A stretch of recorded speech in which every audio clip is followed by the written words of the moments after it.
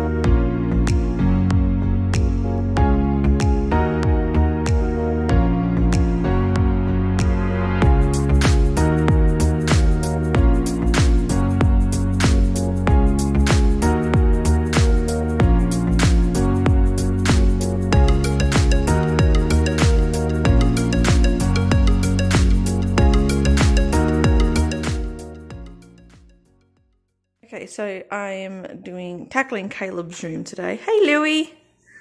Hello. He's just woken up, so he's grumpy.